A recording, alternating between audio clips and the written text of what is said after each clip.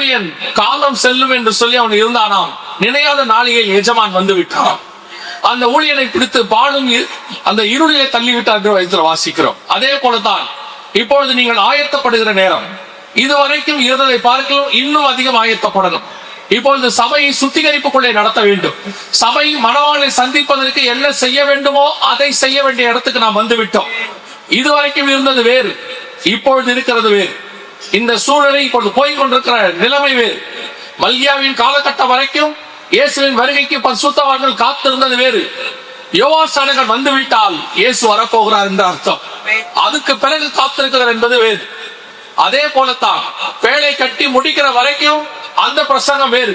கட்டி முடித்து விட்டால் கதை முடிய போகிறது என்ற அர்த்தம். அதே மாதிரி தான் சபையின் காலம் முடிவுக்கு வரப்போகிறது. சபை இன்னும் நிர்விசாலமாய் இன்னும் நாள் செல்லும், இன்னும் காலம் செல்லும்.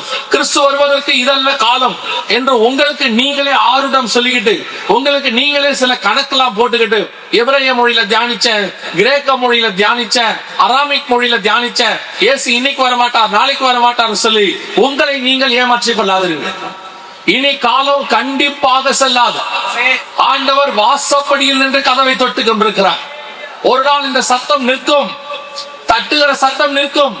அதற்கு பிறகு நீங்கள் திறந்து பார்த்தால் உன்னதமாட்ட 5 மனவாட்டி எப்படி ஏமாற்றம் அடைந்தாலோ அதே ஏமாற்றம் உங்களுக்கும் வரும். அதற்கு பிறகு அவள் தேடியும் காணவில்லை என்று சொல்லி வாசிக்கிறோம். அதே போலத்தான் சபை இந்த ரட்சணிய நாளை, இந்த வாய்ப்பை, கர்த்தர் கொடுத்திருக்கிறதான இப்படிப்பட்டதான சாக்கியத்தை இழக்கும் பொழுது நீங்கள் தேடினாலும் கண்டடையத்தக்காத ஒரு காலம் ஒன்று வருகிறது. இஸ்ரவேலர்களுக்கு ஆதியில ஏன் தேவன் வந்த போது அவர்கள் தவற விட்டு அதற்கு பிறகு மேசியாவை வாரும்னு இன்னைக்கு வரைக்கும் போய் முட்டிட்டு திரியறான். இன்னைக்கு வரைக்கும் வீலிங் மால் என்று சொல்லுற அழுதின் பழுக்கு அந்த சுவத்துல போய் சுத்தி திரியறான், போய் முட்டிக்கிறான். மேசியா வாருன்னு வந்த மேசியா விட்டுட்டு.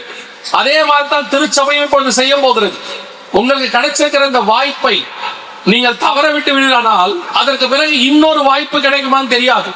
ஏன்னா நமக்கு ஒரே வாய்ப்பு தான், ஒரு இமை பொழுது, ஒரு நிமிஷம். அந்த வாய்ப்பை நீங்கள் தக்க வைத்துக் கொள்ள வேண்டும்.